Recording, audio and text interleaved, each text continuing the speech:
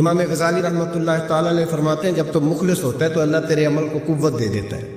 آپ نے ایک واقعہ لکھا ہے، ایک آدمی تھا تو اس نے دیکھا کہ اس کے شہر کے اندر ایک بہت پرانا درخت ہے، تو لوگ اس درخت کی پوجا کرنے لگ گئے۔ اس بندے کو بڑا جلال آیا، نیک آدمی تھا، اس نے کلاڑا رکھا کندھے پہ، آج میں درخت کاٹوں گا۔ چلا گیا، جب پہنچا نا درخت کاٹنے کے لیے تو اس نے ابھی وہ چوک میں تھا کہ ایک شخص ملا اسے، اس نے کہا میں نہیں کاٹنے دوں گا۔ کہا تو کون ہے؟ میں تو کاٹوں گا۔ کہا تو نہیں نہ کرتا اس کی پوجا، دنیا کرتی ہے، تجھے کیا لگے؟ معاذ اللہ، یہ بھی بس ہے نا، تجھے کیا لگے؟ وہ ذرا بحث زیادہ ہوئی تو اس نے وہ سمجھ گیا کہ یہ شیطان ہے مجھے منع کرنے والا۔ اب اس نے کیا کیا؟ میں نہیں کاٹنے دیتا، کہا نہیں میں کاٹوں گا۔ بار بار دل سے خیال آتا کہ یہ شیطان لگتا ہے، لیکن وہ انسانی شکل میں تھا، بات واضح نہ ہو سکی، بحث ہو گئی، یہاں تک کہ تلخی ہوئی۔ تلخی آگے بڑھی تو ہاتھا پائی ہوئی۔ اس نیک آدمی نے الٹے ہاتھ سے اس شیطان کو پکڑا اور زمین پر پٹک مارا، بچھاڑ دیا، اور کلاڑی لے کے کہنے لگا پہلے تیرا گلا کاٹوں گا پھر درخت کاٹوں گا۔ امام غزالی کہتے ہیں کہ وہ شیطان انسانی شکل میں اندر سے بولا، کہنے لگا اگر تو مجھے چھوڑ دے تو تیرا ایک فائدہ کر دیتا ہوں۔ اس نے کہا وہ کیا؟ کہنے لگا 2 دینار، روز تجھے فجر کے وقت اٹھے گا تو تیرے سرانے ملا کریں گے 2 دینار۔ درخت کاٹ کے تجھے کیا ملے گا؟ تو اس طرح کر، اس سے غریبوں کی مدد بھی کرنا، کھانا بھی، کوئی انسٹیٹیوٹ، کوئی ادارہ، کوئی جامعہ بھی بنا لینا۔ ہمیں چھیڑ کے درخت کاٹ کے، یہ بہت سارے لوگوں پہ حکومتیں ایسا کرتی ہیں، یہ مشورے دیتے ہیں مولانا آپ حکومت کے مسئلے میں نہ آئیں، آپ فنڈ لیں، آپ فلانا کام کریں، ادارہ بڑا کریں، آپ کو کیا لگے؟ اور یہ بھی ایک ترتیب ہوتی ہے۔ آپ اور بہت سارے لوگ مشورہ دیتے ہیں کہ ٹھیک ہے دین کا کام زیادہ ہوگا، ادارے زیادہ بڑھیں گے، بچے زیادہ پڑھیں گے، لیکن دین کا یہ مزاج ہے، دین کا مزاج یہ ہے کہ جو غلط بات کرے اسے روکا بھی جائے اور ٹوکا بھی جائے، اسے سمجھایا بھی جائے، یہ مزاج ہے دین۔ اس بندے کے اندر لالچ بیدار ہوگا، اس نے کہا بات تو ٹھیک ہے، اور پھر اندر نیا وسوسہ آیا کہ درخت کاٹ دوں گا تو بندے کل کسی اور کو پوجنے لگ جائیں گے، تو پیسوں کا فائدہ، غریبوں کی مدد ہوگی، فلاں نیکی ہوگی، فلاں خیر ہوگا، فلاں ویلفیئر ایسوسی ایشن بن جائے گی۔ گھر جا کے واپس چلا گیا، چھوڑ دیا، درخت کاٹنے کا ارادہ ختم۔ واپس گیا نا گھر، رات کو سویا، سویرے اٹھا تو 2 دینار پڑے تھے، بڑا راضی ہوا، کچھ کھایا، کچھ کھلایا، کچھ رکھا، کچھ بانٹا۔ اگلے دن پھر اٹھا تو پھر 2 دینار پڑے، کچھ کھایا، کچھ کھلایا، کچھ بانٹا، کچھ لوگوں میں تقسیم کیا۔ 5-6 دن تو پیسے آتے رہے۔ 7ویں دن اٹھا تو کوئی شے نہیں تھی، 8ویں دن پھر کوئی نہیں تھی، 9ویں دن پھر کوئی شے نہیں۔ اب پھر کلاڑا اٹھا لی، میں درخت کاٹوں گا۔ پھر چوک میں گیا، پھر شیطان انسانی شکل میں، اب پھر گفتگو ہوئی، میں کاٹوں گا۔ اس نے کہا اب نہیں تو کاٹ سکتا، میں لڑوں گا، تو اب لڑ بھی نہیں سکتا۔ اب جب گتھم گتھا ہوئے، ہاتھ پائی ہوئے، جھگڑا ہوا تو شیطان نے پکڑ کے نہ الٹے ہاتھ سے زمین پہ دے مارا، 2-3 تھپڑ اس شخص کے ہاتھ پہ دیے، کلاڑا چھین، چل دوڑ جا۔ اب وہ کہنے لگا سچ بتا تو ہے کون؟ کہنے لگا میں شیطان ہوں۔ تو کہا ابھی 1 ہفتہ پہلے میں نے تجھے بچھاڑ دیا تھا، آج تو طاقت کہاں سے لایا؟ اس نے کہا میری طاقت اتنی ہے، تیری ختم ہو گئی ہے، میرے اندر قوت اتنی ہے، تیرے اندر ختم ہو گئی۔ کہا کیوں؟ اور شیطان کہنے لگا جب تو 1 ہفتہ پہلے آیا تھا تو رضا الہی کے لیے آیا تھا، آج تو اس لیے آیا ہے، اس لیے آج تو آیا ہے کہ تجھے 2 دینار نہیں ملے۔ آج تیری جنگ دیناروں کی ہے، آج تیرا رٹا دیناروں کا امت مسلمہ کے ساتھ، اس لیے خدائی طاقتیں معاذ اللہ روٹھ گئی ہیں کہ ان کا رٹا دیناروں کا ہے، ان کا جھگڑا دیناروں کا ہے۔ صحابہ کرام علیہم رضوان کے رٹے دیناروں کے نہیں تھے، وہ دین کے ساتھ مخلص تھے، تو جس میدان میں نعرہ لگاتے تھے اللہ کی مدد ان کے شامل حال ہو جاتی، انہیں کہیں پسپائی نظر۔ میرے جیسے خطیب روزانہ تقریریں کرتے، سالوں بیت گئے، انقلاب نہیں۔ کیوں؟ اس لیے کہ رٹا جب تک ذات کا ہوتا ہے انقلاب نہیں آتا، جب ذات الہی اور رضا الہی سامنے ہوتی ہے پھر اس میں اخلاص ہوتا ہے تو پھر اس کی تاثیر ہوتی ہے۔ اس لیے حضور نے فرمایا ہے کہ اللہ نہ تمہاری جیب دیکھتا ہے نہ چہرہ دیکھتا ہے، وَلَٰكِن يَنظُرُ إِلَىٰ قُلُوبِكُمْ، وہ جب دیکھتا ہے تمہارے دل دیکھتا ہے۔ جب انسان راضی بالرضا رہنے لگتا ہے نا، پھر وہ ہر روز نماز پڑھ کے تکلیف نہیں اسے ہوتی، پھر روز درود شریف پڑھ کے وہ یہ نہیں کہتا کہ چلو 2-4 چھٹیاں بھی کر لیں، پھر روزانہ تلاوت کر کے اسے کہیں دقت محسوس نہیں ہوتی، چونکہ اب وہ چاہتا ہے کہ جس حال میں میرا رب رسول مجھے رکھیں گے، جو حکم دیں گے، میں نے اس سے کوئی تنگی محسوس نہیں کرنی، میں نے اس کے مطابق چلنا ہے۔ اور قرآن مجید نے ایک نیا انداز اختیار کیا سورہ مائدہ کے اندر، اس کی آیت نمبر 119 ہے۔ اللہ کریم نے فرمایا رضی اللہ عنہ ورضوا عنہ، صحابہ کی بات ہو رہی ہے، فرمایا وہ اللہ سے راضی ہے اور اللہ ان سے راضی ہے۔ حضرت سیدنا موسیٰ علیہ السلام نے عرض کی کوہ طور پہ جا کے مولا میری قوم پوچھتی ہے کہ کوئی ایسا کام بتا جو ہم کریں تو ہم سے راضی ہو جائے۔ حضرت موسیٰ کی قوم کا خیال تھا کہ تہجد کا حکم آئے گا تو پڑھیں گے، صدقات کا حکم آئے گا تو دیں گے، جہاد کی بات ہوگی تو کریں گے۔ کچھ جو نیک لوگ تھے ان میں سے انہوں نے یہ پیغام دیا کہ مالک ہمیں بتائے کہ وہ کس کام پہ راضی ہوتا ہے، ہم وہ کام کریں تاکہ اللہ ہم سے راضی ہو جائے۔ حضرت موسیٰ کلیم کہتے ہیں میں نے عرض کی مولا میری قوم پوچھتی ہے کہ کون سا ایسا کام کرے کہ تو راضی ہو جائے، تو رب کریم نے ارشاد فرمایا موسیٰ کہتے میرا خیال تھا کوئی لسٹ ملے گی، لیکن مالک نے ایک جملہ کہا، ایک جملہ، اور تفسیروں کے دریا بہا دیے۔ عرش کے مالک نے فرمایا موسیٰ ان سے کہو جا کے کہ وہ مجھ سے راضی ہو جائے، میں ان سے راضی ہو جاؤں گا، مجھ سے راضی ہو جائے۔ بندے اللہ سے راضی یہ نہیں راضی ہوتے۔ امام غزالی سے کسی نے پوچھا تھا، امام غزالی سے، کہ حضور اللہ کا بندے سے راضی ہونا کمال ہے یا بندے کا اللہ سے راضی ہونا کمال ہے؟ تو امام غزالی مسکرائے، فرمانے لگے رب تو بڑا ہی مہربان ہے، وہ تو بڑی جلدی راضی ہو جاتا ہے، وہ تو مسجد میں آ کے توبہ کرے تو اللہ راضی، کسی یتیم کے سر پہ ہاتھ پھیرو تو اللہ راضی، وہ تو کسی اندھے کو رستہ دکھایا تو اللہ راضی ہو گیا، وہ تو طوائف نے کتے کو پانی پلایا تو اللہ۔ امام صاحب فرمانے لگے کہ بندہ ہے جو اللہ سے راضی نہیں ہوتا، جس کے پاس اولاد نہیں وہ کہتا ہے چلو ایک بیٹی مل جائے تو میں راضی ہوں، بیٹی مل گئی تو کہتا ہے ایک بیٹا بھی ملے تو پھر راضی ہوں، پھر کہتا ہے یہ دونوں اچھی تعلیم حاصل کر لے تو پھر میں راضی ہوں، پھر کہتا ہے یہ بہت زیادہ پیسے کمائے تو پھر میں راضی ہوں۔ بہرحال راضی ہوتا، لیکن جو راضی ہو جاتا ہے نا، اللہ اکبر، جو اللہ سے راضی سکھی بڑا رہتا ہے، سکون میں بڑا رہتا ہے، مطمئن بڑا رہتا ہے، جو سمجھ لیتا ہے نا کہ جو میرے رب نے بہتر سمجھا وہ میرے اللہ نے مجھے۔ میں کبھی کبھی سوچتا ہوں کہ یار حضرت بلال حبشی نے کوئی عہدہ نہیں مانگا ساری زندگی، انہوں نے نہیں کہا مجھے بھی ایک صوبے کا گورنر بناؤ میری بھی خدمات ہے، مجھے بھی وزیر خزانہ بناؤ میرا بھی کچھ بنتا ہے۔ ایک دفعہ نہیں کہا سیدنا بلال حبشی رضی اللہ تعالیٰ عنہ کہ میری بھی کوئی ڈیوٹی ایسی ہونی چاہیے کہ مجھے چلو سپہ سالار ہی بنا دیا جائے۔ ساری زندگی مسجد میں جھاڑو دیا تو اسی پہ راضی رہے، ساری زندگی محبوب کے مہمانوں کا لنگر پکایا تو اسی پہ راضی رہے، ساری زندگی میرے محبوب علیہ السلام کے بچوں کی نوکری کی تو اسی پہ راضی رہے، راضی بالرضا رہے۔ حدیث پاک سنیے، نبی پاک علیہ السلام نے ایک دن صحابہ سے پوچھا کہ تم کیا سمجھتے ہو اپنے دل کو، جب پوچھتے ہو دل پہ توجہ کرتے ہو تو کیا جانتے ہو؟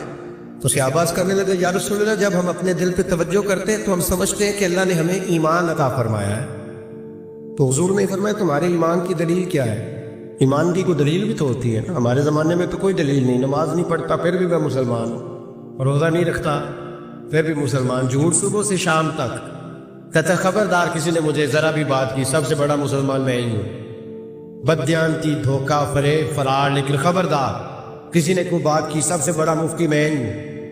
جرم سارے پائے جاتے ہیں، دلیل کیا ہے بھائی؟ اگر کسی دیکھیں نا، اگر درخت ہے تو دلیل یہ ہے کہ پھل بھی ہے، شاخیں بھی ہیں، لیکن تو صاحب ایمان ہے تو دلیل کیا ہے؟ تو نبی پاک صلی اللہ علیہ وسلم نے صحابہ سے پوچھا کہ تم ایماندار ہو تو دلیل دو، تو بڑے خوبصورت تھے میرے محبوب کے تیار کردہ لوگ، عرض کرنے لگے یا رسول اللہ ایمان کی دلیل یہ ہے کہ اگر اللہ ہمیں نعمت دیتا ہے تو ہم شکر ادا کرتے ہیں، اگر کبھی مصیبت آتی ہے تو ہم صبر کرتے ہیں، اور یا رسول اللہ ہم اپنے رب کے ہر فیصلے پر راضی رہتے ہیں، ہم اپنے اللہ کے ہر فیصلے پر۔ اب حضور نے رزلٹ کا اعلان کیا تو میرے محبوب فرمانے لگے پھر سنو میں گواہی دیتا ہوں واقعی اللہ نے تمہیں دولت ایمان عطا فرمائی ہوئی، پھر واقعی اللہ نے تمہیں دولت ہے، اگر تم اپنے رب پر راضی ہو، اگر تم راضی ہو اس کام پر جس پہ اللہ نے تمہیں رکھا ہوا ہے، اگر تمہیں کسی کو دیکھ کر تکلیف نہیں ہوتی، اگر تم نہ حسد میں جلتے ہو، نہ بغض میں، نہ کینے میں، نہ تکبر میں،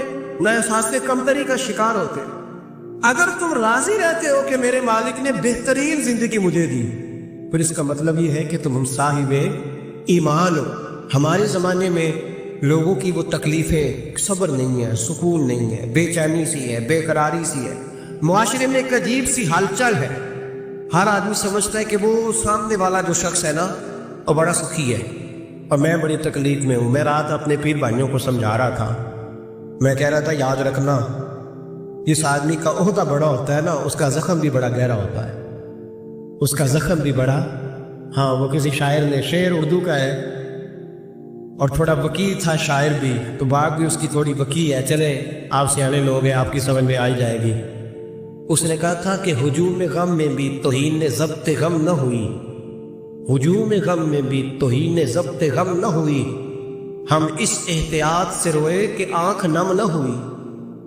لوگوں کو نہیں پتا چلا کہ ہم رو رہے ہیں، ہم نے واو اللہ کر کے دنیا، ہم اس احتیاط سے روئے کہ ہماری آنکھ نم نہ ہوئی۔ ہم نے واو اللہ کر کے نہیں بتایا کہ بڑی دقت میں، ہم نے اپنے آپ کو محفوظ رکھا، ضبط میں رکھا، حوصلے میں رکھا، اللہ کی رضا پہ راضی رہے، اپنے آپ کو اپنے رب کی رضا پر۔ میرے نبی پاک صلی اللہ تعالی علیہ وسلم نے فرمایا کہ قیامت کے دن میری امت کا ایک گروہ ایسا ہوگا جس سے اللہ تبارک و تعالیٰ اس طرح جنت میں پہنچا دے گا جیسے کوئی بندہ اڑ کے جنت میں چلا جاتا ہے۔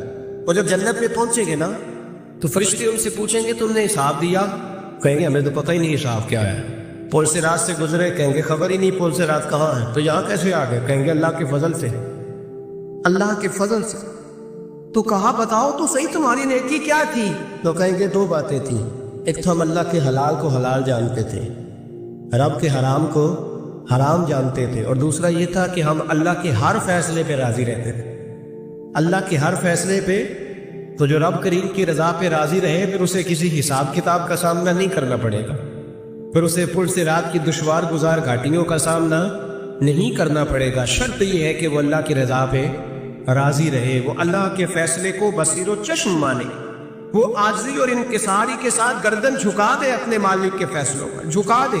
اللہ نے حضرت ابراہیم کو اولاد نہیں دی، پھر زمانے کے بعد دی، پھر دینے کے بعد کہا کہ جاؤ وادی غیر ذی زرع ان میں چھوڑ کے آؤ۔ سخت گرمیاں ہو جائے تو لوگ بچوں کو اسکول نہیں بھیجتے، چھٹیوں کا اعلان ہو جاتا ہے، لیکن حضرت ابراہیم چھوڑ آئے بچہ۔ اور بچہ، ایک تو بچہ اللہ تعالیٰ روٹین میں دیتا ہے تو اس کی قدر و منزلت اور ہوتی ہے، اور ایک بندہ بڑی دعاؤں التجاؤں خواہشات کے بعد لیتا ہے، اس کی قدر و منزلت۔ وہ بچہ جو بڑی دعاؤں کے بعد لیا، کا چھوڑا ہو، کوئی کھانا نہیں، پانی نہیں، دانا نہیں، حضرت ابراہیم چھوڑ آئے۔ 13 سال اکٹھے رہنے کی اجازت نہ ملی، اور جب اجازت ملی تو کہا اب چھری اٹھاؤ اور بیٹے کی گردن پہ چلا دو۔ آپ اس کو آسان کام سمجھتے ہیں؟ اتنی تسلیم و رضا، ہر فیصلے پہ راضی ہونا، ہر فیصلے پہ۔ یہاں ہمارا حال یہ ہے کہ 2 منٹ کے لیے تکلیف آتی ہے تو لوگ باویلا کرتے ہیں، شور مچاتے ہیں، کفر بولتے ہیں۔ ہر آدمی آپ اس کو ٹٹول کے دیکھیں تو کہتا ہے سب سے تکلیف میں میں ہی ہوں۔ کس سولی پہ لٹکے ہوئے ہم؟ آخر کون سا معاشرے کا ایسا دکھ ہے جو صرف ہمارے پاس ہی آ گیا؟ ہر آدمی کہتا ہے مجھے نہ چھیڑنا، سب سے زیادہ غمگین میں ہی ہوں۔ بھائی بتا تو صحیح نا کہ آخر کون سی ایسی چیز ہے جو مالک نے تجھے عطا نہیں فرمائی؟ لیکن ہماری آزمائشیں ہیں، ہمارے جملے ہیں، ہماری گفتگو ہے کہ ان سے شکوہ چھلکتا، ان سے شکایتیں ٹوٹ ٹوٹ کے نیچے گرتی ہیں۔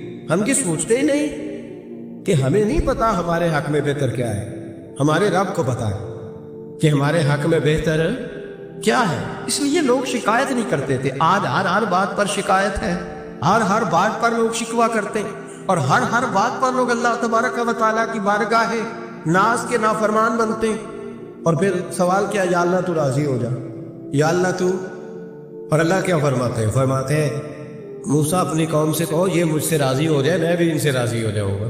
حضرت رابعہ بصری رحمۃ اللہ تعالی علیہ نا طبقہ صوفیاء میں ایک بڑی منفرد حیثیت رکھتی ہے، علیحدہ ایک مقام ہے، اور ان کی زندگی بتاتی ہے کہ اللہ کی معرفت اور رب تبارک و تعالیٰ کا قرب صرف مرد کے لیے خاص نہیں، اگر عورت بھی توجہ کرے تو اللہ اسے بھی خزانے کھول کے عطا فرماتا ہے، اسے بھی اللہ خزانے کھول۔ حضرت رابعہ بصری اکثر نہ اولیاء اللہ کی مجالس میں جا کے بیٹھتی تھی، بیٹھتی پردے کے اندر تھی لیکن بیٹھا کرتی تھی۔ جو لوگ اس رستے کے مسافر ہوتے ہیں وہ بات کو سمجھتے ہیں کہ یہ گہرا معاملہ ہوتا ہے، کسی جگہ سے کوئی ایسی چیز ملتی ہے جس کو فوری طور پر طبیعت اور نفس قبول نہیں کرتا، لیکن جو صوفیاء ہوتے ہیں نا، سالکین طریقت معرفت کے رستے کے مسافر، وہ چونکہ مسافر ہوتے ہیں تو انہیں جو بندہ بھی منزل کا راستہ بتاتا ہے وہ اس کی بات غور سے سنتے ہیں، اعتراضات نہیں کرتے، شکوے نہیں کرتے، بن کے نہیں بیٹھ جاتے۔ ہمارے زمانے میں مسافر نہیں ہیں طریقت کے، ہمارے زمانے میں یہاں مرید کامل ہیں یا پھر پیر ہیں جو مطلق العنان ہے، جن کے سامنے جو سوال ہی نہیں پیدا ہوتا کسی اور کی بھی سنیں، ممکن نہیں۔ حضرت رابعہ بصری بیٹھی تھی، حضرت سفیان ثوری بہت بڑا نام ہے، یہ وہ شخصیت ہے کہ جب جایا کرتے تھے تو اولیاء اللہ کھڑے ہو کے ان کا استقبال کرتے. بغداد میں اتنا بڑا درجہ تھا ان کا. حضرت جعفر بن سلیمان بھی بیٹھے تھے, سفیان ثوری بھی بیٹھے. تو حضرت سفیان ثوری دعا مانگنے لگے. جناب رابعہ بصری پردے کے اندر بیٹھی ہوئی تھی, دعا مانگنے لگے, اے اللہ مجھ سے راضی ہو جا, اے اللہ مجھ سے راضی ہو جا, اے اللہ مجھ سے.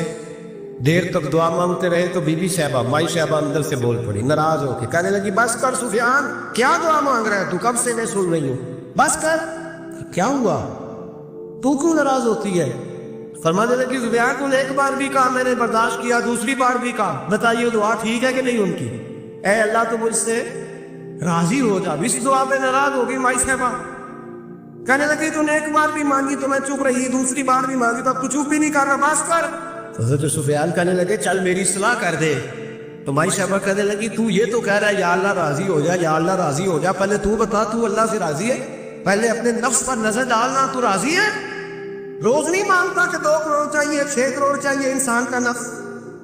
روز نہیں کہتا بڑی گاڑی چاہیے, روز نہیں کہتا میرے بھی ٹھاٹ بات ہو, میں بھی بڑی گاڑی میں کھڑے ہو کے لوگوں کو ہاتھ لہرا کے لیڈر بنوں. روز نہیں کہتا میرا بھی بڑا نام ہو. پہلے بتا لا تو راضی ہے؟ حضرت سفیان ثوری نے جب بات سنی تو جھگڑا نہیں کیا, بلکہ اللہ اکبر کہا, چیخ مار کے رونے لگے. کہنے لگے رابعہ تو سچ کہتی ہے, ابھی تو میں اس منظر تک نہیں پہنچا کہ میں رب سے راضی ہو جاؤں تو میں اسے راضی کرنے چلا ہوں, تو سچ کہتی ہے. قریب ہی حضرت جعفر بن سلیمان بیٹھے تھے, وہ بی بی رابعہ کے پاس گئے. کہنے لگے مائی صاحبہ مجھے تو بتا دیں, آخر بندہ اللہ سے راضی ہوتا کب ہے, یہ منظر شروع کب ہوتی ہے؟ تو آپ فرمانے لگے اس وقت کہ بندے کا جو حال نعمت ملنے پہ ہوتا ہے نا, جب وہی حال اس کا مصیبت آنے پہ ہو تو پھر سمجھو وہ اپنے رب سے راضی ہو گیا. پھر وہ اپنے رب سے, یہاں لوگ راضی نہیں ہیں, نہ شریعت کے حکم پر راضی ہیں معاذ اللہ, نہ دین کے آنے پر راضی ہیں, نہ نفاذ شریعت پر راضی ہیں, نہ لوگ اپنے ہر معاملے میں.